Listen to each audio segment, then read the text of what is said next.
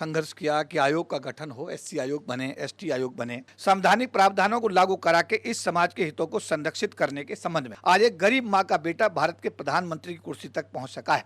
आए दिन हो रहे अत्याचार बीजेपी शासित राज्यों में गैर बीजेपी शासित राज्यों से कम नहीं है। व्यापार के क्षेत्र में इस समाज के लोग सफल नहीं हो पाते। कुत्ता मर जाए, हिरन मर जाए तो इस देश में कानून है, पर एक देश की चौथाई आबादी के आरक्षण का कानून ही नहीं बना। इससे ज्यादा और दर्दनाक बात क्या हो सकती है। पहली बात तो कंप्लेंट पहुंचती नहीं, कमीशन तक पहुंच जाए तो कार्रवाई इस पर होती नहीं। इस बीघा जमीन को हमने 400 मीटर में तब्दील करके ये कहा कि हमने आपका मंदिर की जगह दे दी। एट्रोसिटी जहां हुई है वहां पर पूरा महासंघ साथ जाता रहा है। कमीशन आता रहता है, जाता रहता है, बहुत लोग आते रहते हैं। चौधरी साहब अभी बता रहे थे, लेकिन एक छाप छोड़ के जाने वाले लोगों की पहचान एक अलग ही होती है।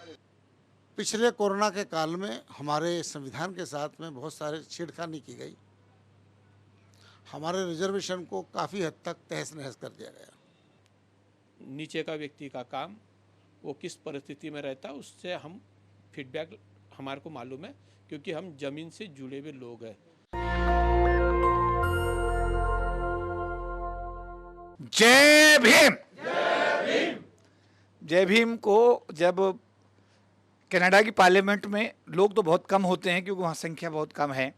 ब्रिटिश पार्लियामेंट में जब कोई कार्यक्रम होता है बाबा साहब का तो वहाँ भी संख्या कम होती है, लेकिन वहाँ की जो जय भीम की आवाज़ होती है हमारी से बहुत ज़्यादा तेज होती है। तो मैं चाहूँगा कि जिसमें जितनी ताकत है वो लगाए, क्योंकि we are because he was.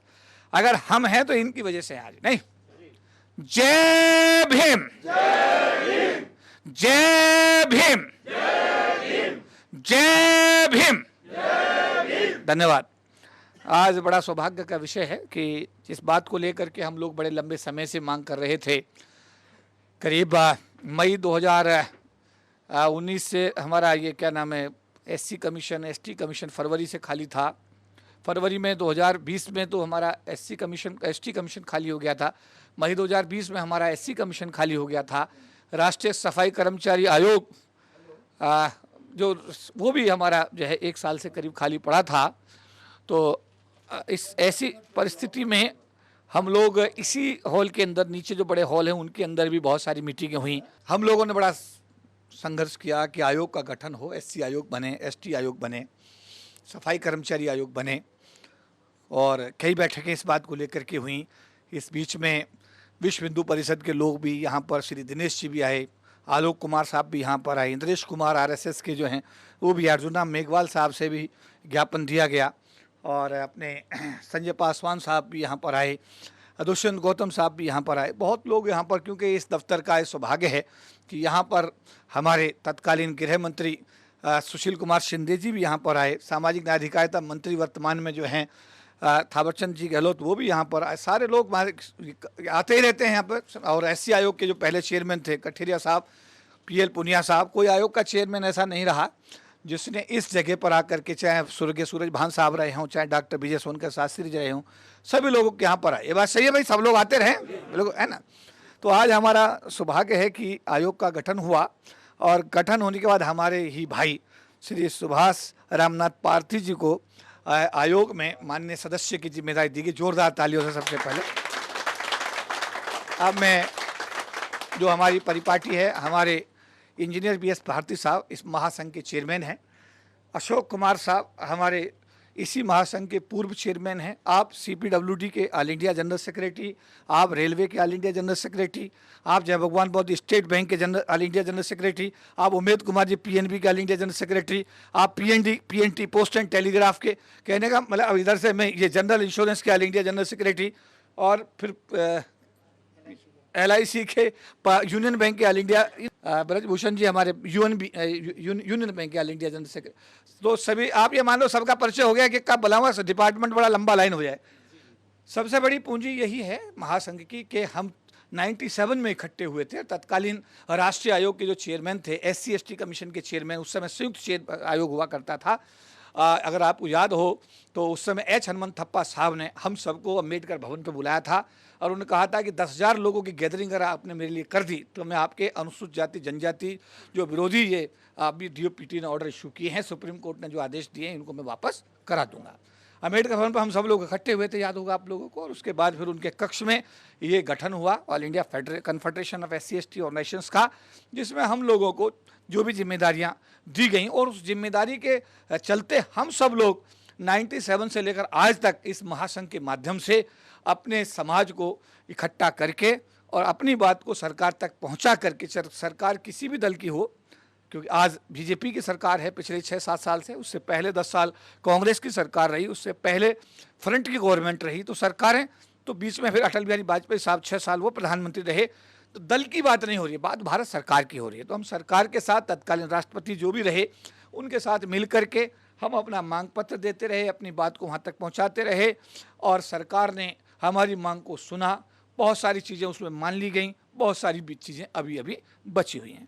तो इस कड़ी में मैं चाहूँगा सबसे पहले कि कार्यक्रम की मैं शुरुआत करूँ कि हमारे आज महासंघ के सभी वरिष्ठ ऑल इंडिया जनरल सेक्रेटरीज, जो हर एक आदमी एक विभाग को जब लीड करता है, तो जैसे अगर मैं भारतीय रेल से शुरू करता हूँ तो 3-4 लाख लोग एक विभाग के अंदर होते हैं। और अशोक कुमार जी, मेरा ख्याल है आप सब देख रहे हैं कि पिछले 25-30 साल से निर्विरोध जो है इंडियन रेलवे SC स्टेशन के जनरल सेक्रेटरी, जोरदार ताली तो बजा दीजिएगा। हमारे BS Bharti, engineer BS Bharti साहब को भी आप मेरे ख्याल है 25-30 साल, 20 साल, 25 साल से देख रहे हैं। आप भी CPWD बड़ा डिपार्टमेंट है और आप उसको भी राष्ट्रीय महासचिव भी उसके हैं और महासंघ के चेयरमैन के रूप में भी देख रहे हैं। जय भगवान बौद्ध साहब, ये इन्होंने स्टेट बैंक ऑफ इंडिया, सबसे बड़ा बैंक भारत का state bank, Punjab national bank सबसे बड़ा, उमेद कुमार जी नंबर 2, इस तरीके से पोस्ट एंड टेलीग्राफ सबसे बड़ा डिपार्टमेंट, ये सारे, union bank of India, LIC life insurance corporation, general insurance corporation of India, इस टाइप से। और किसी का डिपार्टमेंट रह जाए तो बुरा मत मानिएगा। ये राष्ट्रीय महासचिव हमारे ND राम साहब हैं BSNL के, और अशोक कुमार जी भी लंबे समय तक इसके चेयरमैन रहे और BS भारती साहब को 2 बार चेयरमैन, पहले चेयरमैन रहे, फिर बीच में अशोक कुमार जी को चेयरमैन बनाया गया, फिर फिर दोबारा कर से भारती साहब चेयरमैन। और इसमें चेयरमैन के रूप में हमारे IRS अधिकारी, सबसे पहले जो BJP से सांसद भी रहे, माननीय अपने क्या नाम उनका, उदित राज साहब, वो पहले चेयरमैन थे। उसके बाद दूसरे चेयरमैन इंजीनियर DC कपिल साहब, वो बने विद्युत बोर्ड फेडरेशन, उसमें पहले तो बने आपके रेलवे वाले, क्या नाम उनका है, सोमनाथ हंसी, वो दुनिया में नहीं है। उनके बाद में फिर बने, तीसरे चेयरमैन बने हमारे ये DC कपिल साहब, फिर चौथे चेयरमैन भारती साहब, फिर 5वें चेयरमैन हमारे अशोक कुमार जी, फिर 6ठे चेयरमैन दोबारा कर से फिर भारती साहब को। और मेरे को जब जनरल सेक्रेटरी बनाया गया था तो इन लोगों ने मेरे को तब से इस पद से जो है चिपकाए कर रखा है और मैं इन सब के साथ में जो भी मेरी भूमिका है उसको निभाने की पूरी कोशिश करता हूँ। तो मैं निवेदन करूँगा अपने चेयरमैन और अपने पूर्व चेयरमैन अशोक कुमार जी दोनों से कि वो, हमारी परंपरा है, हमारा SC आयोग हमारी जान है, हमारी शान है। जैसे भारत का राष्ट्रपति हमारा प्रथम नागरिक होता है, इसी तरीके से उनके द्वारा बनाए गए संवैधानिक आयोग में जो हमारे 5 आदमी, अभी 4 बैठे हैं, 1 आदमी और आ जाएगा, चारों आदमी हमारे प्रथम नागरिक होते हैं। जोरदार ताली बजाई इस बात के लिए। और इनके कंधों पे बहुत बड़ी जिम्मेदारी होती है। क्या जिम्मेदारी होती है कि ये एक अनुसूचित जाति समाज के अंतिम व्यक्ति के आंसू पूछने का काम करें, उस तक न्याय पहुंचाने का काम करें। तो ये बहुत बड़ी जिम्मेदारी भारत के संविधान ने और संविधान के माध्यम से महामहिम राष्ट्रपति जी ने हमारे जो है सुभाष पात्र जी को दी है। तो इस मौके पर मैं चाहूँगा कि समाज की तरफ से पगड़ी, जो समाज की सबसे बड़ी शान होती है, पगड़ी शॉल पहना करके और हमारे मसीहा बाबा साहब अम्बेडकर का स्टेचू उनको दे करके सम्मानित करेंगे माननीय अशोक कुमार जी और माननीय इंजीनियर BS भारती साहब। और हम किसी मौके को चूकते नहीं हैं, चाहे यहाँ दिनेश कुमार जी जो विश्व हिंदू परिषद के अंतर्राष्ट्रीय संरक्षक हैं वो आए हों, चाहे माननीय आलोक कुमार जी विश्व हिंदू परिषद के राष्ट्रीय अध्यक्ष आए हों, चाहे इंद्रेश कुमार जी हमारे RSS के जो कार्यकारिणी सदस्य वो आए हों, चाहे भारत के गृह मंत्री, चाहे भारत के पेट्रोलियम मिनिस्टर, जो भी लोग आए हैं। तो हम लोग अपनी बात तो रखते ही हैं और अब तो आज हमारा अपना ही समाज है, तो इसलिए अपनी बात का रखने का आज तो महत्व और बढ़ जाता है। तो मैं आप सबकी तरफ से जो आपकी भावनाएं हैं मैं माननीय पारदी जी के सामने रखूंगा और उम्मीद करूंगा कि ये अपने पत्र के साथ में इसको माननीय प्रधानमंत्री तक भेजेंगे, जिससे समाज की जो आज स्थिति है, समाज जो महसूस करता है, वो भावनाएं माननीय प्रधानमंत्री जी तक अगर पहुंचती हैं तो निश्चित रूप से उनके संज्ञान में आएंगी। जिस तरह उन्होंने बहुत सारी समस्याओं का समाधान किया है, आगे भी उनका समाधान वो करने की कोशिश करेंगे। सेवा में श्री सुभाष रामनाथ पारदी मान्य सदस्य अनुसूचित जाति आयोग भारत सरकार नई दिल्ली। विषय अनुसूचित जाति जनजाति समाज एवं सरकार के बीच समन्वय और विश्वास का दायरा बढ़ाकर सामाजिक समरसता स्थापित करके संवैधानिक प्रावधानों को लागू करा के इस समाज के हितों को संरक्षित करने के संबंध में आदरणीय महोदय, सर्वप्रथम भारत के महामहिम राष्ट्रपति द्वारा आपको राष्ट्रीय अनुसूचित आयोग में सदस्य के पद पर आपकी नियुक्ति का हमारा महासंघ हार्दिक स्वागत करता है। जोरदार ताली बजाइए। तथा आशा करता है कि आप अपने 3 वर्ष के कार्यकाल में देश के अनुसूचित जाति समाज के अंतिम व्यक्ति को न्याय दिलाने की हर संभव कोशिश करेंगे। इस पावन कार्य में हमारा महासंघ हमेशा आपके साथ रहेगा। आज हमारे कल्याण संघ मुख्यालय में आपकी गरिमा में उपस्थिति से हमारा पूरा समाज अपने आप को गौरवान्वित महसूस कर रहा है। हम अनुसूचित जाति जनजाति समाज के करोड़ों लोगों की तरफ से आपको इस शुभ अवसर पर हार्दिक अभिनंदन करते हैं। आपका व्यक्तित्व बहुआयामी प्रतिभा का स्वामी है तथा आपका चिंतन आने वाले समय में भारत राष्ट्र निर्माण में एक महत्वपूर्ण कारक सिद्ध होगा, ऐसा हमारे समाज का विश्वास है। अनुसूचित जाति जनजाति संगठनों का अखिल भारतीय महासंघ सरकारी अधिकारी एवं कर्मचारियों का सर्वोच्च संगठन है, जिसमें लाखों लोग पूरे देश में सरकारी क्षेत्र में कार्यरत हैं। हर विभाग में कर्मचारी संगठन हैं तो सभी संगठन महासंघ के सदस्य हैं। इस नाते महासंघ के राष्ट्रीय पदाधिकारियों को हर विभाग में आयोजित होने वाले भिन्न कार्यक्रमों में प्राय जाकर समाज के लोगों को जागरूक करने का कार्य करना होता है। महासंघ द्वारा अपने गठन 1997 से लेकर आज तक आरक्षण को बचाने, निजी क्षेत्र में आरक्षण लागू कराने आदि महत्वपूर्ण मांगों को लेकर राष्ट्रीय एवं अंतर्राष्ट्रीय स्तर पर अनेकों रैलियों, सेमिनारों, सम्मेलनों, प्रदर्शनों आदि का आयोजन किया गया है तथा अपने मांग पत्रों के माध्यम से समय पर तत्कालीन राष्ट्रपतियों एवं प्रधानमंत्रियों को अवगत कराकर उनका समाधान कराने का हमेशा सफलतम प्रयास किया गया है। श्री नरेंद्र मोदी जी देश के पहले प्रधानमंत्री हैं जिन्होंने संविधान दिवस को पहली बार भारत के संसद में मनाकर बाबा साहब अम्बेडकर एवं उनके द्वारा बनाए गए संविधान के प्रति अपनी सच्ची निष्ठा एवं श्रद्धा खुले मन से प्रकट की है एवं खुले मन से अनेकों बार इस बात को कहा है कि बाबा साहब डॉक्टर BR अम्बेडकर द्वारा बनाए हुए संविधान के कारण आज एक गरीब माँ का बेटा भारत के प्रधानमंत्री की कुर्सी तक पहुंच सका है। अगर बाबा साहब और उनका संविधान ना होता तो ये कार्य असंभव था। श्री मोदी जी की सरकार द्वारा अनेकों ऐसे ऐतिहासिक कार्य किए गए जो पिछली सरकारें कर सकती थीं लेकिन उन्होंने नहीं किया, जिनका संक्षिप्त ब्यौरा निम्न प्रकार है। बाबा साहब अम्बेडकर अपनी पढ़ाई के दौरान लंदन के जिस घर में रहते थे उसको श्री मोदी जी की सरकार ने खरीदकर बाबा साहब अम्बेडकर को समर्पित करने का ऐतिहासिक कार्य किया। जोरदार ताली। 26 अलीपुर रोड दिल्ली, जहां बाबा साहब अम्बेडकर का देहावसान हुआ, उसके आसपास के बंगलों को खरीदकर श्री मोदी जी की सरकार द्वारा एक विशाल राष्ट्रीय स्मारक बनाकर बाबा साहब अम्बेडकर को समर्पित कर उनको अपनी सच्ची श्रद्धांजलि अर्पित की गई। 15 जनपद नई दिल्ली पर 200 करोड़ की लागत से बाबा साहब अम्बेडकर इंटरनेशनल सेंटर की स्थापना करके श्री मोदी जी की सरकार ने बाबा साहब अम्बेडकर को अपनी सच्ची श्रद्धांजलि अर्पित की है। मुंबई स्थित इंदू मिल की जमीन को करीब 600 करोड़ रुपए में खरीदकर वहां बाबा साहब अम्बेडकर का भव्य राष्ट्रीय स्मारक बनाने का निर्णय लेकर श्री मोदी जी की सरकार ने एक बार पुनः बाबा साहब अम्बेडकर के प्रति सम्मान प्रकट किया है। श्री मोदी जी की सरकार ने दीक्षा भूमि नागपुर के नवीकरण के लिए 100 करोड़ रुपए स्वीकृत करके ऐतिहासिक कार्य किया है। इसके अलावा श्री मोदी जी की सरकार द्वारा अनुसूचित जाति जनजाति समाज के हितों को संरक्षित करने के लिए कुछ और भी ऐतिहासिक कार्य किए गए जो निम्न प्रकार हैं। वर्ष 2015 में श्री मोदी जी की सरकार द्वारा अनुसूचित जाति जनजाति अत्याचार निवारण अधिनियम को संविधान में संशोधन करके और अधिक सशक्त बनाने का ऐतिहासिक कार्य किया गया। जोरदार तालियां। सुप्रीम कोर्ट द्वारा अनुसूचित जाति जनजाति अत्याचार निवारण अधिनियम के प्रावधानों को समाप्त करने के संबंध में निर्णय देने पर श्री मोदी जी की सरकार ने संविधान में आवश्यक संशोधन कर अनुसूचित जाति जनजाति अत्याचार निवारण अधिनियम को एक पुनः नई ताकत देकर पुनर्जीवित करने का ऐतिहासिक कार्य किया है।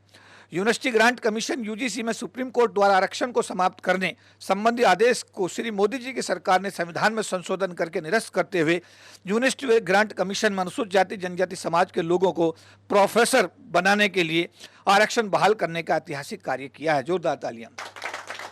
2 अप्रैल 2018 को भारत बंद के दौरान जिन अनुसूचित जाति जनजाति समाज के नौजवानों के खिलाफ मुकदमे दर्ज हुए थे उनको वापस लेकर श्री मोदी जी की सरकार ने ऐतिहासिक कार्य किया है। श्री मोदी जी की सरकार द्वारा अनुसूचित जाति जनजाति समाज के बेरोजगार नवयुवकों को रोजगार देने हेतु तथा उद्योग धंधों में लगे अनुसूचित जाति समाज के लोगों को प्रोत्साहित करने के लिए अनुसूचित जाति जनजाति हब की स्थापना की गई है। श्री मोदी जी की सरकार के माइक्रो, स्मॉल एवं मीडियम एंटरप्राइजेज मंत्रालय द्वारा अनुसूचित जाति जनजाति समाज के उद्यमियों को बढ़ावा देने के लिए अनेकों प्रकार की रियायतें देने की व्यवस्था की गई है। इन सब ऐतिहासिक कार्यों के बावजूद भी अनुसूचित जाति एवं अनुसूचित जनजाति समाज एवं सरकार के बीच विश्वास एवं समन्वय का भारी अभाव देखा जा रहा है, जिसका कारण खोजने की नितांत आवश्यकता है। समाज के बीच वर्षों से काम कर रहा यह महासंघ महसूस करता है कि भारत में अनुसूचित जाति जनजाति समाज के लोगों के साथ आए दिन हो रहे अत्याचार बीजेपी शासित राज्यों में गैर बीजेपी शासित राज्यों से कम नहीं हैं। उत्तर प्रदेश के आगरा में सवर्ण जाति के लोगों ने अनुसूचित जाति समाज की मृतक महिला के शव का अंतिम संस्कार शमशान घाट में नहीं करने दिया तथा महिला के शव को उस समय शमशान घाट से हटा दिया गया जब उस महिला का बच्चा उसकी चिता को आग लगाने ही वाला था। हाथरस में अनुसूचित जाति समाज की एक बेटी की हत्या की गई और उसके अंतिम संस्कार से उसके परिवार को वंचित कर दिया गया।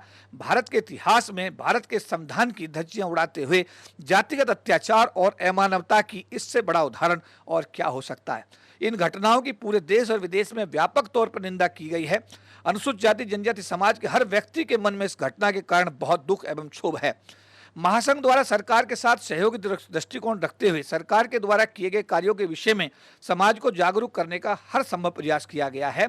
इस कड़ी में दिनांक 7/8/2018 को श्री अर्जुन राम मेघवाल माननीय केंद्रीय मंत्री के निवास पर महासंघ के पदाधिकारियों के साथ बैठक आयोजित हुई, जिसमें भारतीय जनता पार्टी के तत्कालीन संगठन मंत्री माननीय श्री रामलाल जी, सामाजिक न्याय एवं अधिकारिता मंत्री श्री थावरचंद गहलोत जी, पार्टी के तत्कालीन राष्ट्रीय उपाध्यक्ष वर्तमान में राष्ट्रीय महासचिव श्री दुष्यंत गौतम जी ने तथा महासंघ भाग लिया तथा महासंघ को जिम्मेदारी दी गई कि 9 अगस्त 2018 को प्रस्तावित भारत बंद के आंदोलन को वापस लिया जाए। महासंघ द्वारा अपनी जिम्मेदारी का निर्वहन करते हुए सरकार को सहयोग करते हुए प्रस्तावित भारत बंद के आंदोलन को वापस कराने का ऐतिहासिक कार्य किया गया। इस बैठक में इस बात का विश्वास भी दिलाया गया था कि जल्द ही महासंघ के पदाधिकारियों की माननीय प्रधानमंत्री जी के साथ बैठक आयोजित की जाएगी। सुप्रीम कोर्ट का राम मंदिर पर निर्णय आने से पहले एक बार फिर महासंघ के पदाधिकारियों को बातचीत के लिए बुलाया गया कि अनुसूचित जाति जनजाति समाज के लोग राम मंदिर के विषय में सुप्रीम कोर्ट के निर्णय का पालन करें तथा निर्णय का विरोध न करें। इतिहास गवाह है कि महासंघ ने अपनी पूरी जिम्मेदारी को एक बार पुनः ईमानदारी के साथ निभाया और राम मंदिर पर सुप्रीम कोर्ट का निर्णय का पूरे देश के अनुसूचित जाति जनजाति समाज के लोगों ने स्वागत किया। महासंघ सरकारी अधिकारी कर्मचारियों का सर्वोच्च संगठन है। बाबा साहब अम्बेडकर एवं महात्मा गांधी के बीच हुए पूना पैक्ट के अनुसार अनुसूचित जाति जनजाति समाज के लोगों के लिए सरकार की नौकरियों में 22.5% एवं लोकसभा तथा विधानसभाओं में 25% के आरक्षण की व्यवस्था की गई। इसी कारण पूरे भारतवर्ष में अनुसूचित जाति जनजाति समाज के करीब 40 लाख लोग सरकार की नौकरी में आने में सफल हुए तथा गरीबी की रेखा से ऊपर आने में कामयाब हुए। आज जब सरकारी क्षेत्र ही खत्म हो गया है, निजी क्षेत्र में कोई आरक्षण की व्यवस्था नहीं है, ऐसी स्थिति में अनुसूचित जाति जनजाति समाज के उच्च शिक्षा प्राप्त नौजवान बच्चे सड़कों पर घूमने के लिए मजबूर हैं, क्योंकि सरकारी क्षेत्र में नौकरी रही नहीं और निजी क्षेत्र में उनको लेता कोई नहीं।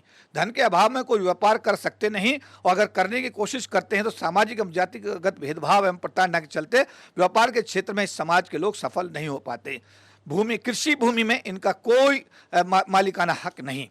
इसी कारण आने वाले समय में अनुसूचित जाति जनजाति समाज का भविष्य पूरी तरह अंधकार में होता जा रहा है तथा गत वर्षों में तत्कालीन सरकारों की राष्ट्रीयकरण की नीति के चलते अनुसूचित जाति जनजाति समाज का सरकार की नौकरियों में आने के कारण जो भी विकास हुआ था, वर्तमान परिस्थितियों के चलते जिसमें निजीकरण एक मुख्य कारक है, इस समाज को आने वाले वर्षों में वापस उसी गर्त में ढकेलने के लिए मजबूर किया जा रहा है जहां से वर्षों पहले यह आया था।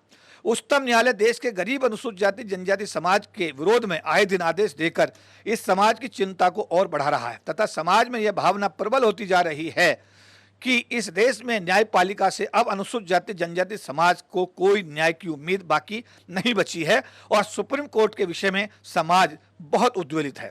समय समय पर महासंघ द्वारा अपने मांग पत्रों के माध्यम से माननीय प्रधानमंत्री जी को समाज की समस्याओं के विषय में अवगत कराने का प्रयास किया जाता रहा है।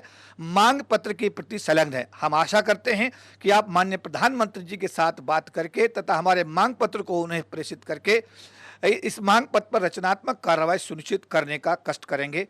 आभार एवं धन्यवाद के साथ इंजीनियर BS भारती, चेयरमैन।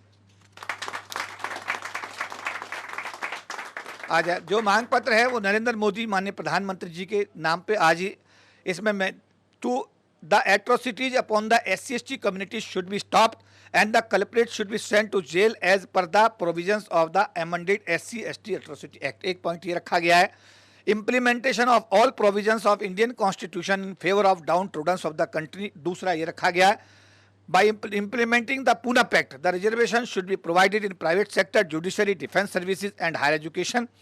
चौथा है यूनियन जुडिशियल कमीशन, यानी कि पब्लिक सर्विस कमीशन की भांति इस सरकार जब पावर में आई थी, माननीय प्रधानमंत्री जी ने कहा था कि हम जुडिशियल कमीशन, इस पर काम भी हुआ था। आई थिंक जो लॉ मिनिस्टर हैं रविशंकर प्रसाद जी, उन्होंने इस पर काफ़ी काम भी किया था, लेकिन बीच में ये फिर जैसे मीरा कुमार साहब सोशल जस्टिस मिनिस्टर बनी थी और जब कांग्रेस की सरकार आई थी आज से 16 साल पहले, तो उन्होंने भी निजी क्षेत्र में आरक्षण की बड़ी वकालत की थी, उद्योगपतियों को बुलाया था, लेकिन वो उनकी कवायद कहीं पर भी उसको जो है अमली जामा नहीं पहनाया जा सका। इस तरह जो इस सरकार ने आई, मोदी जी की सरकार, इसने जुडिशियल कमीशन बनाने की शुरुआत की थी, कोशिश की थी, लेकिन पिछले 6 साल में ये कमीशन नहीं बन पाया। अगर ये जुडिशियल कमीशन बन गया होता तो 22.5% हमारे भी समाज के जज हाई कोर्ट में, सुप्रीम कोर्ट में, लोअर कोर्ट्स में आते, तो एटलीस्ट कम से कम ये है कि अन्याय को रोकने में काफ़ी बड़ी मदद हो सकती थी। तो union judicial commission should be constituted at the pattern of union public service commission. Awaited reservation act, जो रिजर्वेशन एक्ट बनना था उसका पास भी हो गया है पार्लियामेंट में, उसको अभी तक जो है राज्यसभा में पास हो गया, लोकसभा में अभी तक आया नहीं है। और जो awaited reservation act should be enacted and it should be kept in the 9th schedule of the Indian constitution, यानी कि हमारे आरक्षण कानून बनाया जाए, कुत्ता मर जाए, हिरन मर जाए, तो इस देश में कानून है, पर एक देश की चौथाई आबादी के आरक्षण का कानून ही नहीं बना, इससे ज़्यादा और दर्दनाक बात क्या हो सकती है। तो इसमें यह कहना है कि साहब रिजर्वेशन एक्ट बनाया जाए और इस संविधान की 9वीं सूची में इसलिए रखा जाए क्योंकि सुप्रीम कोर्ट आए दिन जो हमारे खिलाफ आदेश देता है, अगर 9th शेड्यूल में आ जाएगा तो सुप्रीम कोर्ट के किसी भी ऑर्डर का उस पर कोई भी एडवर्स इम्पैक्ट नहीं पड़ेगा। Reservation should be increase from 22.5% and should be decided in the ratio of the present population of the SC/ST। जब रिजर्वेशन तय हुआ था तो आबादी के हिसाब से तय हुआ था, आज आबादी बढ़ गई है तो आबादी के हिसाब से रिजर्वेशन को आगे बढ़ाया जाना चाहिए। Under free and compulsory education policy, the educational institute residential school having the capacity of 1000 student at tehsil level should be constituted by the government of India with the funds of the SC plan. कल एक ब्यौरा आया था SC plan का, tribes plan का ब्यौरा था, उसमें एक्यूरेट मैं नहीं बता रहा, लेकिन उसमें जो 1000 करोड़ के आसपास का फंड था उसमें से मतलब सैकड़ों में यानी 180 करोड़ रुपए के आसपास खर्च हुआ और बाकी जो पैसा सारा का सारा प्लान का, SC प्लान, ट्राइब्स प्लान का पैसा विदाउट यूज छोड़ दिया गया। तो मेरा कहना है कि कमीशन का जो मेन ऑब्जेक्टिव है, जो कमीशन का कॉन्स्टिट्यूशन का बेस है पारदी साहब, वो ये है कि SC प्लान और ट्राइब्स प्लान जब आप रिव्यू करें, वो पैसा अगर हमारे लिए एलोकेट, पहली बात तो बजट में डॉक्टर अंबेडकर के दिए हुए प्रोविजन के हिसाब से जितना बड़ा बजट भारत के वित्त मंत्री पेश करते हैं उसमें हमारी पॉपुलेशन के परसेंटेज में हमको बजट एलोकेट करना चाहिए, लेकिन वो भी नहीं हो रहा है। उसके बाद में चलो जो भी बजट एलोकेट हो रहा है उसका 1% भी SC/ST के डेवलपमेंट पर खर्च ही नहीं हो रहा है। तो मुझे लगता है कि SC/ST मामलात में इससे बड़ी उदासीनता और SC/ST समाज के मतलब उत्थान में, डेवलपमेंट में इससे बड़ी और मतलब ये है कि और अगर हम इनिशिएटिव अगर लेते हैं तो मुझे जब आप रिव्यू करें, रिव्यू करते समय सबसे पहला रिव्यू यही होता रहा है कमीशन में कि भाई SC प्लान, ट्राइब्स प्लान का इम्प्लीमेंटेशन क्या है, कितना पैसा हमारे लोगों पर खर्च हुआ है। नेशनल कमीशन फॉर SC, जिसमें आप बैठे हैं, national commission for ST should be given more powers. The recommendations of the National Commission for SC and ST should be made mandatory to safeguard the interest of and the welfare of the SC/ST। क्योंकि आज क्या है, पहली बात तो complaint पहुंचती नहीं commission तक, पहुंच जाए तो कार्रवाई इस पर होती नहीं, कार्रवाई अगर हो जाती है किसी के फेवर में तो उसका इम्प्लीमेंटेशन होता नहीं। तो कुल मिलाकर इतनी बड़ी कॉन्स्टिट्यूशनल बॉडी, यानी कि आज इलेक्शन कमीशन जो है वो पूरे स्टेट के चुनाव को देख रहा है वेस्ट बंगाल में और उसकी मर्जी से सारा काम हो रहा है। लेकिन जो 2 कमीशन भारत के अंदर संवैधानिक आयोग हैं, एक तो है आपका national commission for schedule caste, एक है national commission for schedule tribes और है एक कौन सा है, इलेक्शन कमीशन आपका है। 3 आयोग हैं जो संवैधानिक आयोग हैं। अब इन तीनों आयोगों में हम इलेक्शन कमीशन की तो हर बात मानी जा रही है जो बोलते हैं, लेकिन ये दोनों कमीशन जो हमारे हैं इनकी बात नहीं मानी जा रही है, इनकी रिकमेंडेशन मैंडेटरी नहीं है। ये बड़ी पीड़ा की बात है। तो इसका प्रोविजन हमें ये है कि भाई मैंडेटरी बनाया जाना चाहिए। Principle of diversity should be implemented in India and proportionate representation should be given to the people of SC/ST communities in all employment and agriculture of business etc in the India. यानी कि जो Bharat America के अंदर diversity का सिद्धांत है, वहाँ जो काले और गोरे को अनुपातिक रूप में काम दिया जाता है, तो हमारे जहाँ रिजर्वेशन लागू नहीं है वहाँ पर हमारे लोगों को अनुपातिक रूप में, जैसे आपके ये क्या नाम है, आपके जो कॉन्ट्रैक्ट निकलते हैं, आपके जो ठेकेदारी है, आपके जो सफाई का काम है, आपका सिक्योरिटी का काम है, वहाँ रिजर्वेशन नहीं है, बट वहाँ पर अनुपातिक रूप में SC/ST के लोगों को काम मिले। The whole land of Sant Guru Ravidas temple Tughlakabad, देखिए बड़े दुख की बात है, 12 बीघे ज़मीन, ये मतलब बड़ा इमोशनल इशू भी है, मैं आपके संज्ञान में ला रहा, 12 बीघे ज़मीन जो कि 50, 200, 250 साल से जो है तुगलकाबाद जो हमारा मंदिर था अपना संत रविदास जी का, हमारे ही लोगों ने, हमारे ही पार्टी में जो लोग काम कर रहे हैं, उन्होंने पहले उसको 200 मीटर करवाया और बड़ा दिल दिखाकर उसे 400 मीटर कर दिया। आप समझिए बात को, यानी 12 बीघे जमीन और उसके अलावा उसमें एक तालाब और है, समझिए बात आप, तो करीब ये समझो 20 बीघा जमीन को हमने 400 मीटर में तब्दील करके ये कहा कि हमने आपका मंदिर की जगह दे दी। वो जमीन तो हमारी ही थी, पर 200-250 साल से हमारे लोग उसको इस्तेमाल कर रहे थे, उसके दस्तावेज हमारे पास हैं, लेकिन उसके बावजूद जो है मतलब ऐसी चीज़ें जब होती हैं, ये धार्मिक भावनाओं का इश्यू होता है। अगर वो पूरी की पूरी ज़मीन जो 250 सालों से इस्तेमाल हो रही थी, अगर वो ज़मीन हमारे लोगों को हमारे ही संत गुरु रविदास जी के मंदिर के लिए दी जाए, तो पारदी साहब मुझे लगता है इससे बड़ा पार्टी को भी लाभ होगा, समाज में भी एक बड़ी पॉजिटिव बात होगी। 10 लाख के आसपास की बैकलॉग वैकेंसीज थी, अब तो पता नहीं कितनी रह गई, क्योंकि जैसे ही डिपार्टमेंट की संख्या घट रही है, रिटायरमेंट हो रहे हैं, तो 10 लाख में 1 लाख भी बची होगी इसका भी। लेकिन ये 10 लाख वैकेंसी कैलकुलेट हुई थी जब हमारा रोस्टर चेंज हुआ था, और उस समय में आज तक ये वैकेंसी भरी नहीं गई पारदी साहब, बिना भरे ही भर गई है। एक भी आदमी हमारा लिया नहीं गया, और बिना भरे 10 लाख लोग जो हमारे रोजगार पा सकते थे वो बेचारे। और सर ऐसा है कि जमीन तो हमें कोई दे नहीं सकता, हमारा कहना है कि बैरन लैंड जो बंजर भूमि पड़ी हुई है भारत के अंदर बहुत सारी, सरकार उसको उपजाऊ बनाए और उपजाऊ बना के गरीब SC/ST समाज के लोगों में उसको बांटे। तो हम इस उम्मीद के साथ में कि ये मांग पत्र आप हमारा माननीय प्रधानमंत्री जी को आवश्यक कार्रवाई के लिए भेजेंगे, और इस पावन कार्य में आप आयोग के मान्य सदस्य हैं, इन लोगों का बड़ा अनुभव है। जब रामधन साहब चेयरमैन बने थे पहले, जब आयोग बना था फर्स्ट टाइम, तो भी ये लोग इस काम को देख रहे थे सारे लोग, क्योंकि सही है नहीं।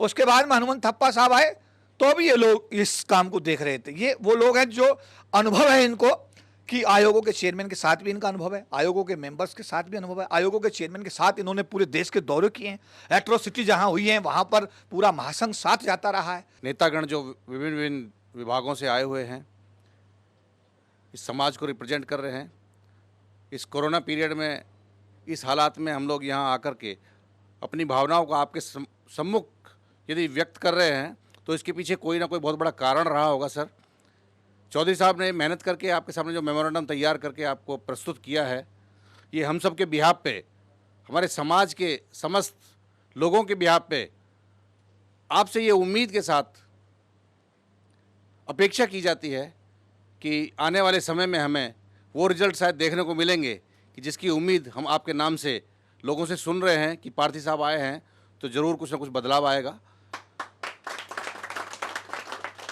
कमीशन आता रहता है, जाता रहता है, बहुत लोग आते रहते हैं, चौधरी साहब अभी बता रहे थे, लेकिन एक छाप छोड़ के जाने वाले लोगों की पहचान एक अलग ही होती है।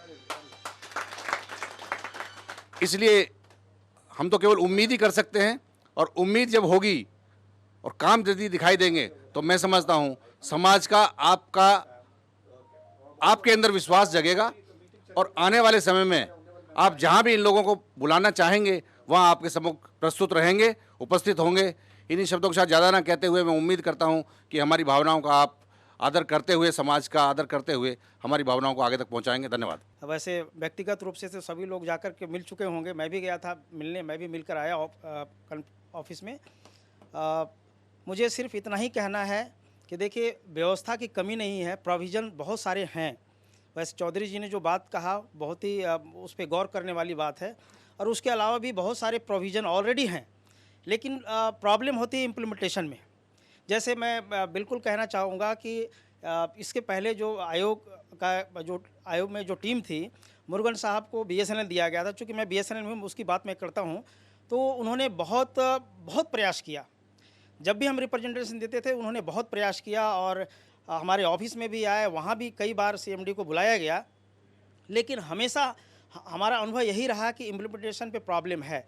तो मेरा ये कहना है कि एक जो कोर्ट का पावर दिया गया है, जो आर्टिकल है उसके तहत दिया गया है, तो ऐसा क्यों नहीं होता कि जब बीएसएनएल का सीएमडी या कोई इतने बड़े ऑर्गेनाइजेशन का हेड अगर उसको डिनाई करता है तो हमारा ही अपमान नहीं करता, हमारे कॉन्स्टिट्यूशनल बॉडी का अपमान कर रहा है। तो अगर प्रोविजन है तो उसे एफआईआर क्यों नहीं लॉन्च होता है? तो एफआईआर लॉन्च होनी चाहिए, और जब तक ऐसा काम नहीं होगा डर पैदा नहीं होगा।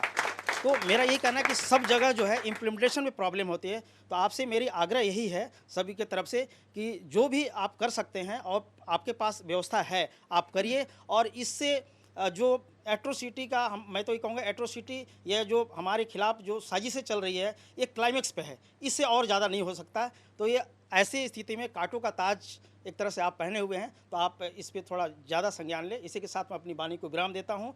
जय भीम, जय भारत। कमीशन के मेंबर महोदय पहुंचे हैं और जो एक कोऑर्डिनेशन की बात चौधरी साहब ने रखी, तो माननीय सदस्य ये इतना सारा आपके पास जो है एक बहुत ही करीम समाज का एक पूरा समाज है एक तरह से, और ऑर्गेनाइज सेक्टर है वो भी चौधरी साहब ने बताया आपको, तो आपको बहुत कम मेहनत करनी पड़ेगी।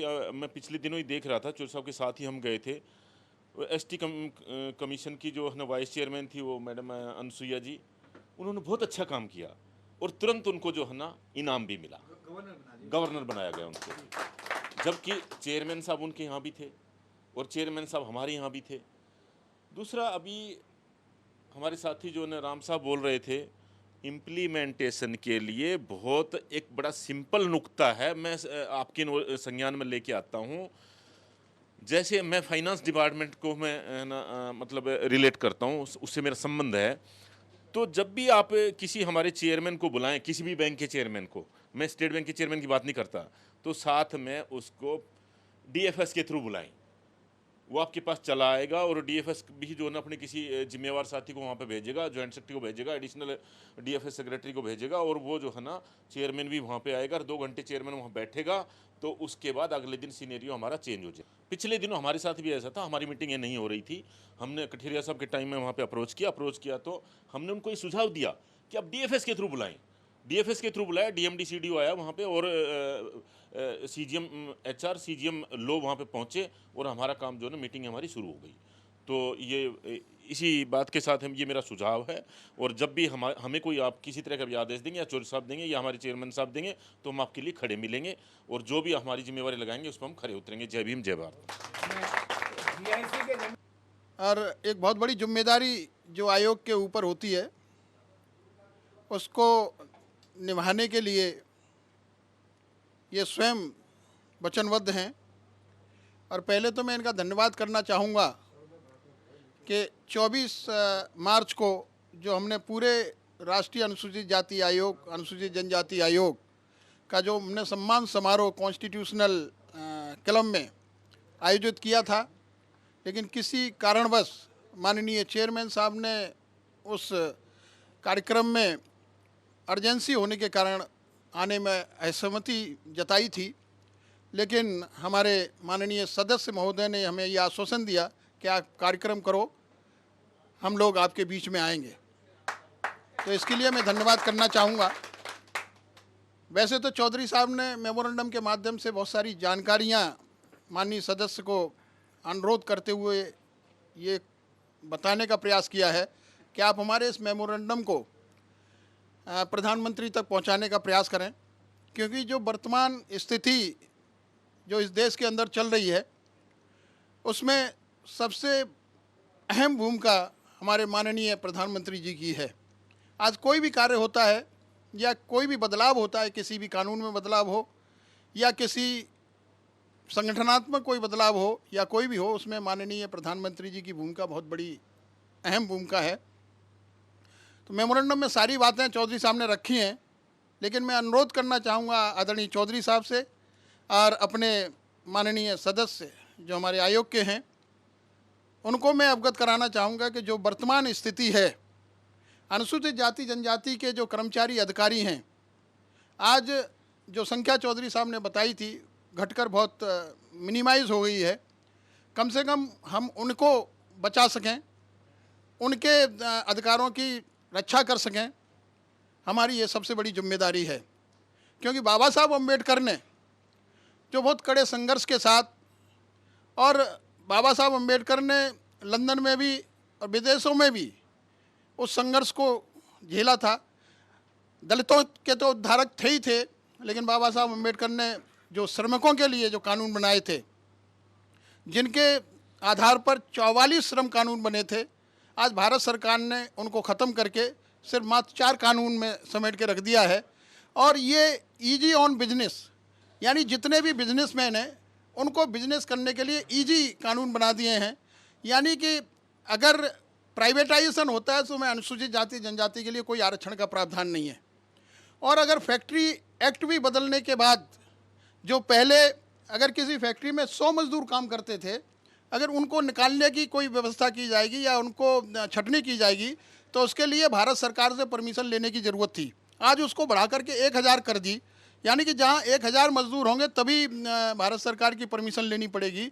यानी बाबा साहब डॉक्टर भीमराव अम्बेडकर ने बड़े कड़े संघर्ष के साथ श्रमिकों को जो कानून दिया था, ट्रेड यूनियन आंदोलन करने का जो उन्हें हौसला दिया था, जो ट्रेड यूनियन एक्ट बनाया था, उसमें सारे बदलाव भारत सरकार ने किए हैं। तो मैं माननीय चौधरी साहब से अनुरोध करूंगा कि आगे जो मेमोरेंडम बनाएं तो उसमें प्राइवेटाइजेशन का मुद्दा जरूर रखें कि टोटली जो प्राइवेटाइजेशन भारत सरकार करने जा रही है वो इमीडिएटली स्टॉप किया जाए।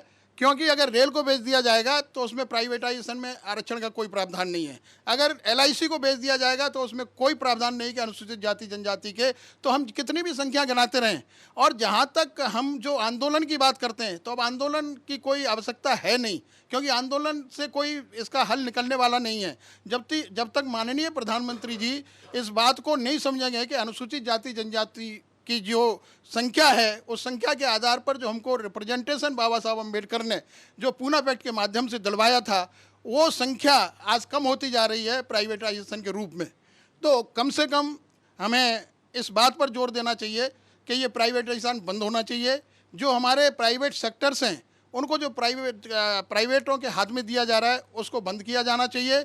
और जो सरकार ने श्रम कानून में फेरबदल किया है उसको भी समझाने का प्रयास। मैं आपसे ये अनुरोध करूंगा कि आप एक मीटिंग अगर अरेंज करा सकते हैं माननीय प्रधानमंत्री जी से, तो हम उनको ये बताने का प्रयास करेंगे। उन्हीं के बीच में से एक आदमी को वो कहेंगे आपकी शर्ट बहुत अच्छी है यार, बड़े अच्छे लग रहे थे, उसे पता नहीं लगता है कि हो क्या रहा है। उसके बाद तुम तो अशोक कुमार से, KP चौधरी से बहुत अच्छा बोलते हो, फिर उसे उकसा देंगे और उसे महीने भर में एक दूसरा संगठन बनाने के लिए उसको प्रोत्साहित कर देते हैं यार हम तुम्हारे साथ, तुम बनाओ। और वो आज एक तरफ तो रेलवे के 3.5 लाख आदमी, एक तरफ 25 आदमी, और मैनेजमेंट कहती है ये मेजोरिटी में। ये बहुत बड़ा प्रॉब्लम है, मैं आपको बताऊं, बात समाज का है नहीं है, बताइए भाई। और वो जब ये इशू कमीशन में जाते हैं तो कमीशन में भी कई बार क्या होता है कि चीजें जो है, ऐसा कोई इशू अगर आए तो महासंघ की मदद आप लीजिए, क्योंकि हम लोगों का पिछले 35 साल का इतिहास है। हम लोगों को ये पता है कि ये BSNL में ND राम ही असली है, रेलवे में अशोक कुमार ही असली है, ये इंजीनियर जो है BS भारती साहब, ये CPW ये असली हैं। क्योंकि नकली भी इतना हो रहा है कि हमको बड़ी दिक्कत, हमारी मदद लीजिए, कई बार आप लोगों को आसानी होगी। हाँ, तो मेरा निवेदन है अपने चेयरमैन साहब से, इंजीनियर BS भारती साहब से, जोरदार तालियां उनके सम्मान में। असल में क्या है कि जो हमारा समाज है उसको कुछ सहूलियतें दी गई ऊपर लाने के लिए, जिसमें national commission for schedule caste, schedule tribes बहुत बड़ा रोल है। और जैसे कहते हैं ना, हम तो कूदते आप लोगों के ऊपर हैं, वाकई में हम लोग आपके ऊपर ही कूदते हैं। डिपार्टमेंट में कोई बात होती है तो उनको डर लगता है कि यार ये लोग कमीशन में ना चले जाए, और वो डर बना रहना चाहिए। जो पिछले कुछ दिनों से वो डर खत्म होता जा रहा है, जो एक गहन चिंता का विषय है, उसके लिए काफ़ी हद तक हम भी जिम्मेवार हो सकते हैं, लेकिन हमारे कमीशन के लोग भी जिम्मेवार हैं, जो वहाँ पर चाहे वो चेयरमैन रहे हैं और चाहे वो मेंबर्स रहे हैं, कि उनके कार्यप्रणाली में कहीं ना कहीं कुछ ऐसा रहा कि हमारे डिपार्टमेंटल हेड्स को इतना मौका मिला कि उन्होंने इग्नोर करना शुरू कर दिया। अदरवाइज़ तो पहले अगर पता लग जाए कि यार इनका काम नहीं हुआ, ये कमीशन में चले जाएंगे, तो एक तरह से कहेंगे ना, थर थर काँपते थे, वो वाकई में काँपते थे। बुला करके जनरल सेक्रेटरी को बात की जाती थी, यार क्या हुआ, हमने तो कोशिश की, नहीं सर आपने कोशिश नहीं की। बाकायदा मीटिंग होती थी उस बात पे, और फिर बाद में भी अगर मान लो 90% केस सुलझ जाते थे, और जो नहीं सुलझते थे तो वो कमीशन में जाके सुलझ जाते थे। ये एक बहुत बड़ी हमारे लिए एक ताकत का विषय था। उसमें जो मेरा थोड़ा सा मानना है कि वहाँ के स्टाफ का बहुत बड़ा रोल है। स्टाफ वहाँ पर जनरल का ज़्यादा है, हमारे अगर 10% है तो 90% वहाँ पर जो हायर कास्ट के लोग हैं, जिनको यही दिक्कत होती है कि ये लोग आते क्यों हैं यहाँ पर। ये बहुत बड़ी समस्या है। वो चाहते ही नहीं कि हम वहाँ तक पहुँचे। हमारे एप्लीकेशंस पहुँचती हैं, हमारे रिप्रेजेंटेशन पहुँचते हैं, वो माननीय चेयरमैन और माननीय सदस्यों तक ही नहीं पहुँच पाते, तो रास्ते में गायब कर दिए जाते हैं। और गलती से पहुँच जाएं तो उनके साथ में जब वो रिसर्च ऑफिसर जो अपनी रिपोर्ट लगाते हैं, उसमें कहीं ना कहीं कुछ ना कुछ कमियां छोड़ दी जाती हैं।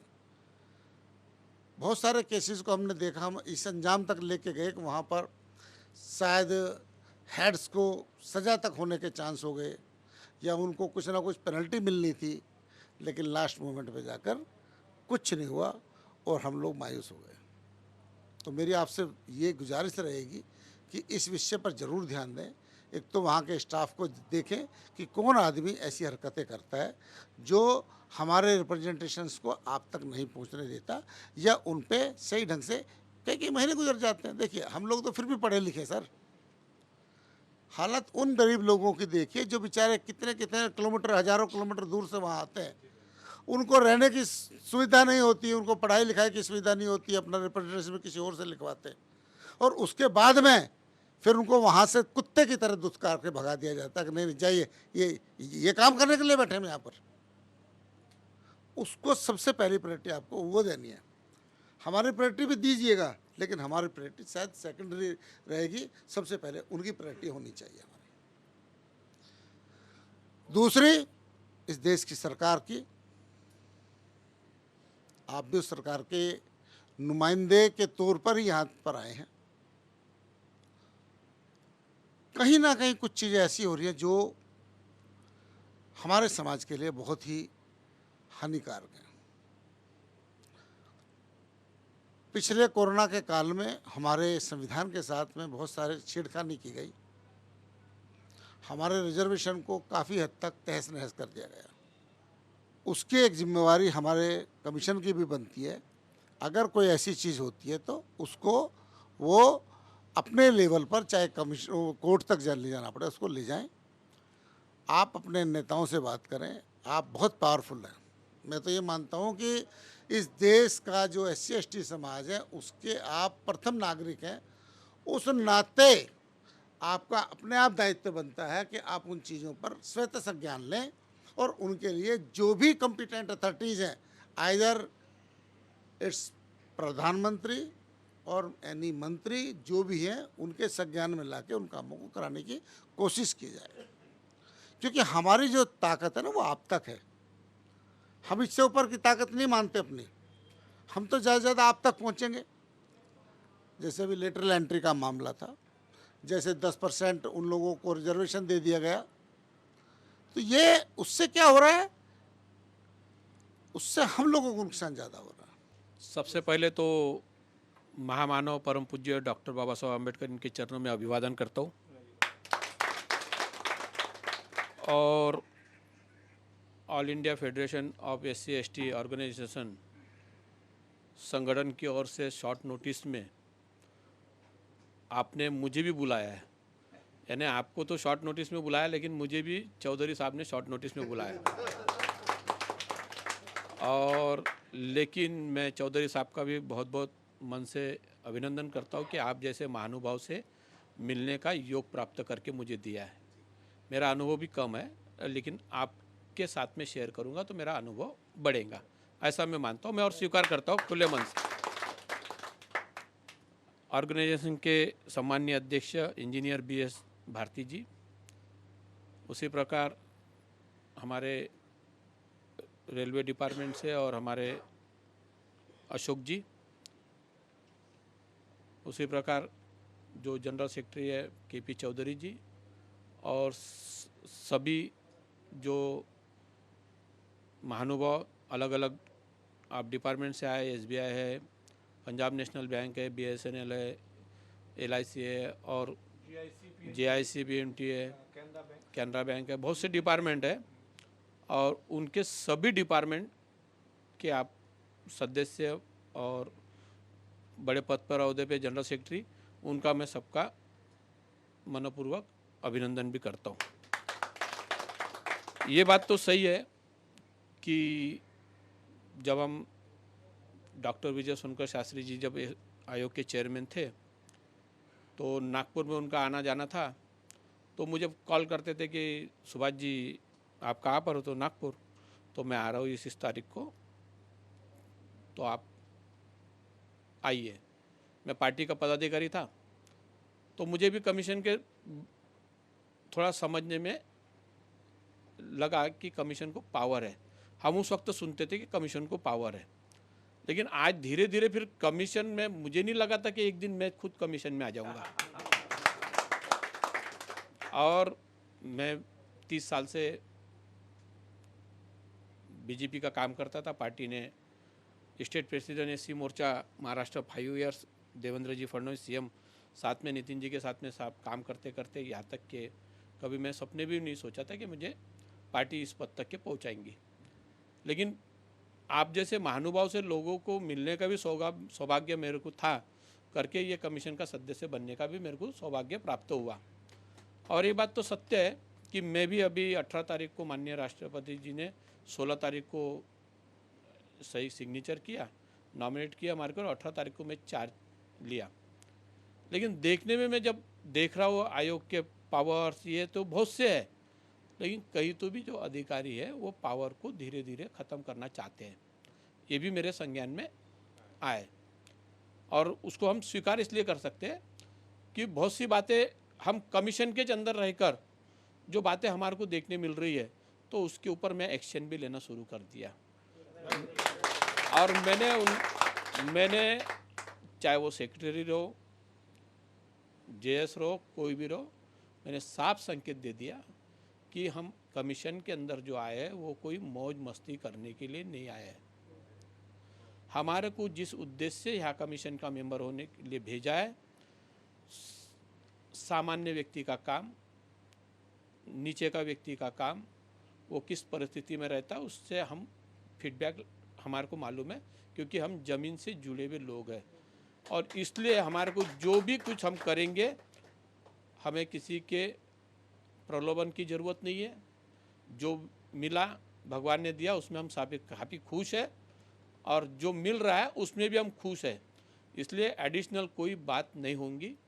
हम जो करेंगे वो एससी के जो एम्प्लॉयज़ है या एससी जो अपना एक्ट है उसके अंतर्गत रेप मामले, ये इसके अंदर जो भी हम काम करेंगे वो प्रामाणिक काम करेंगे, और इसी के लिए हम आयोग के अंदर आए। और मुझे अगर आपको लगता है बोला कि मैं तो साहब बोले ये टाइल्स बदल देता,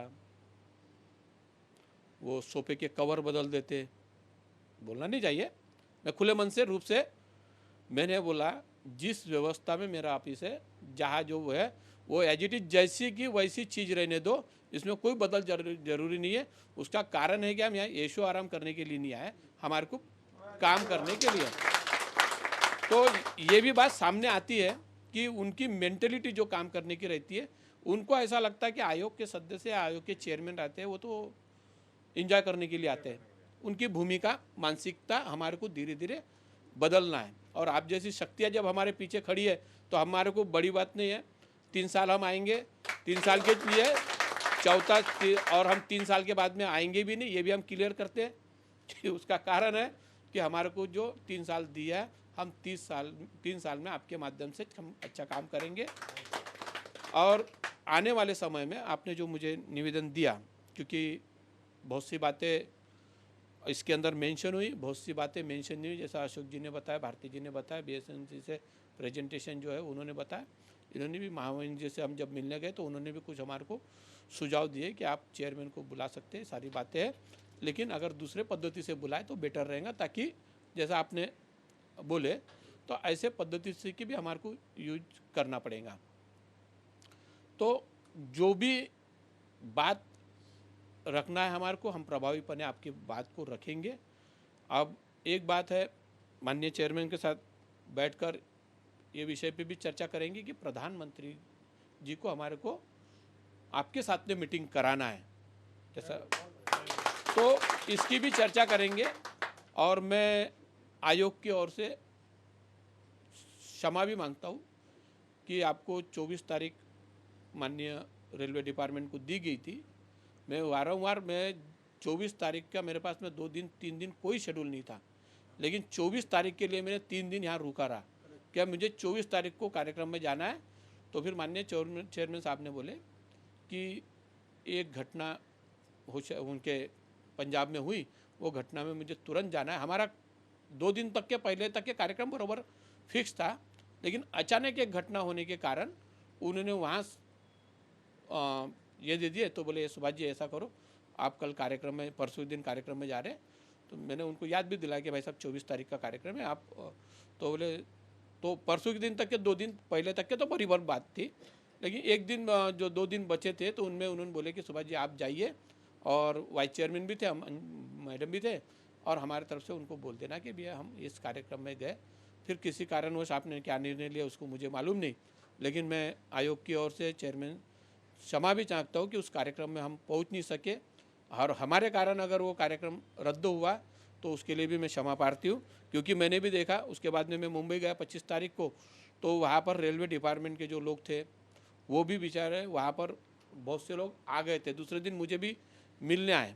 25 तारीख को शायद अशोक जी वगैरह सब आए थे, तो मुझे भी लगा कि मैंने बोला इतने दूर से लोग आने के बाद में कार्यक्रम तो किसी हालत में रद्द होना नहीं चाहिए था, और ठीक है हो गया। लेकिन अगले बार हम कोशिश ये करेंगे कि जो चेयरमैन साहब ने जो तारीख दी है वही तारीख को कार्यक्रम हो, और वो दोबारा रद्द करने की नौबत नहीं आए, ऐसा हम भी चेयरमैन साहब से बात करेंगे।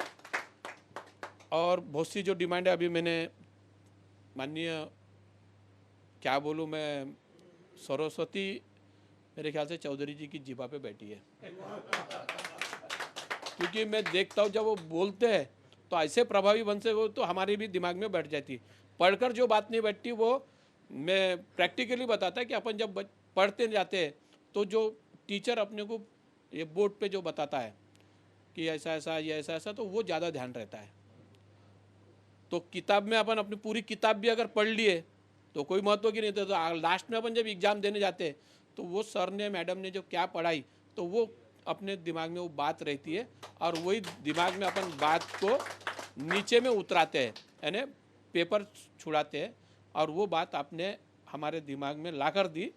तो जो कुछ भी आपने हमारे नोटिस में ला कर दिया, जो निवेदन दिया, मैं उसको आयोग की ओर से स्वीकार करता हूँ, और अगली बार जब बोलने का और मौका आएगा तो बोलेंगे। लेकिन मेरे तो पहली बात, बुरा मत मानना, मैं अपनी स्वीकृति भी देने के लिए तैयार हूँ। अभी मैं आयोग में नया हूँ, मुझे भी आयोग समझने के लिए समय लग रहा है, क्योंकि मैं ये डिपार्टमेंट से अनजान था। तो आप जैसे लोग मिल रहे करके मैं धीरे धीरे बहुत सी बातें समझ रहा हूँ। अधिकारी कोई समझाता नहीं डिपार्टमेंट का कि सर आप ऐसा करो वैसा करो, ये आपके माध्यम से जो फीडबैक हमारे पास में आता, वही बातों का सारांश लेके हम अधिकारी से बात करते कि नहीं ऐसा नहीं, ऐसा होना चाहिए। तो ये हिम्मत आपके कारण हमारे में आती है। तो मैं भी अभी, बच्चा जब जन्म लेता है तो उसको भी 9 महीने के बाद में जब जन्म लेता है तो उसको भी 1 साल लगता है कि उसको धीरे धीरे पाओगे, लेकिन मुझे नहीं लगेगा। मैं 2 महीने, 1 में 1.5, अभी 18 तारीख को 2 महीने हो जाएंगे। मैं काफ़ी पॉलिटिक्स में ऑल इंडिया लेवल पे काम कर चुका, स्टेट लेवल पे और ग्रास रूट में काम कर चुका, इसलिए मैं बहुत जल्दी 8-15 दिन में, 1 महीने के अंदर, जो मैंने भी बोला था कि मेरे को 2 महीने लगेंगे, तो मैं 2 महीने में पूरा कंप्लीट करके अगली बार जब बात करूंगा तो आपके नियम के हिसाब से जो कुछ भी प्रावधान है उसी हिसाब से हम चलेंगे। और मुझे बड़ी खुशी हुई कि शॉर्ट मीटिंग में मुझे बुलाया, क्योंकि मैं तो इनका काफ़ी सम्मान करता हूँ, अशोक जी का सम्मान करता हूँ, क्योंकि मेरा जो संबंध है आपसे बहुत कम आए, भारती जी आए, तो मैं तो आपके सामने बच्चा हूँ। मेरी उम्र अभी 50 चालू है और आपने इतनी सर्विस कर ली है, तो आपके सामने मैं बच्चा हूँ। लेकिन आप बच्चे का भी अगर कुछ गलती होती है तो उसको बड़े मन से आप क्षमा करने का, लेकिन जो काम आप देंगे मैं उसको निश्चित उसको भगवान का फल मान के मैं आगे बढ़ाऊंगा। इतनी आपको आज के तारीख में ग्वाही देता हूँ। इसके पहले भी मैं माननीय भाई साहब के साथ में उनके गेस्ट हाउस में रुका था, अभी भी उनके गेस्ट हाउस में रुका हूँ। तो सुबह मुलाकात हुई, उन्होंने बोले कि सर ऐसा ऐसा विषय है। तो मैंने बोला सर मुझे कोई प्रॉब्लम नहीं है, मैं तो बैठा हूँ आपके लिए, और मैं कुछ ऐसा भी नहीं कि मेरे जो यहाँ जाना है वहाँ जाना है, मेरे पास में पूरा समय रहता है। मैं जब किसी को समय देता हूँ तो वो समय का पालन भी करता हूँ, और उसके बाद का जो समय देता हूँ तो उसके साथ में मैं बोल भी देता कि अगर मेरे को अगर जाना था 8 बजे तो मैं भाई साहब को बोल दिया था कि आप शॉर्ट करो और मुझे 8 बजे जाना है। लेकिन ऐसी नौबत भी नहीं आई। पूरे खुले मन से आपने बात की है और खुले मन से मुझे समझाया भी आपने, तो उसके लिए भी मैं बहुत बहुत धन्यवाद देता हूँ और अपने शब्दों को विराम देता हूँ। जय भीम। कि आज हम बैठे, अपना दर्द हम ही तो समझ सकते हैं, आप सब नहीं। दूसरा देखिए, भारत के महामहिम राष्ट्रपति जी ने पारदी साहब को ये मौका दिया है काम करने का। ऐसा मौका अगर आपने देखा हो तो बी यादैया साहब को मिला था, वो कमीशन के मेंबर थे लेकिन चेयरमैन से ज़्यादा प्रभावी थे। अगर आपको याद हो तो बी यादैया जी का, अगर आपको याद हो अपने गुजरात वाले जो उन्होंने कितना काम किया, समझे बात है। राजू परमार साहब कमीशन के मेंबर थे, लेकिन साहब हरिंदर सिंह खालसा पंजाब के कमीशन के मेंबर थे, और मेंबर के कमीशन के चेंबर में आपके दलीप सिंह भूरिया साहब उल्टे आकर उनके चेंबर में बैठा करते थे कि भाई आप ही खालसा साहब आप ही चलाओ। राजू परमार साहब के पास में पीएल पुनिया साहब, ये सही है गलत है, ये बहुत सारे नाम ऐसे हैं जिन लोग, डॉक्टर विजय सोनकर शास्त्री ने बहुत काम किया, जो ईमानदारी की बात है, सच बात है ना, वो हमें अप्रिशिएशन भी करना चाहिए। और हम ये चाहेंगे कि 3 साल बाद जब सरकार कार्यकाल पूरा हो तो इस लिस्ट में हमारे पारदी साहब का नाम भी हम सब लोग लें कि पारदी साहब ने एक एक पल और एक एक क्षण अपने समाज के लिए यही चीज़ होगी, समझे नहीं बात नहीं। तो हम एक बात विश्वास दिलाएंगे सर आपको, आपके साथ कंधे से कंधा मिला करके हम सहयोग करेंगे। और हम लोग एक ही गाड़ी के 2 पहिए हैं, एक तरफ ये सरकारी अधिकारी कर्मचारियों का है, एक तरफ हमारे कमीशन है। हम लोग मिलकर चलेंगे और तब इस समाज की गाड़ी को खींच करके आगे ले जाने का काम कर पाएंगे। हम आपको सहयोग करेंगे, आप हमको सहयोग करेंगे, एक दूसरे के पूरक बन के काम करेंगे तो लगता राह आसान हो जाएगी और समाज को भी कुछ देने में हम कामयाब हो जाएंगे। तो आज आप आए, आपका बहुत बड़ा अभिनंदन, आपका धन्यवाद। और फिर अगली बैठक में अगली बार भी हम जल्दी ही किसी रेलवे का भी कार्यक्रम है, CPW सभी विभाग अपना अपना कार्यक्रम करते ही रहते हैं। आज तो महासंघ का कार्यक्रम है, लेकिन जब हम डिपार्टमेंटल भी कार्यक्रम होंगे तो सब फिर एक बार, क्योंकि हम लोग एक दूसरे कार्यक्रमों में सभी लोग इकट्ठे रहते हैं। तो एक बार सभी का धन्यवाद, आभार। करें, कमेंट जरूर करें।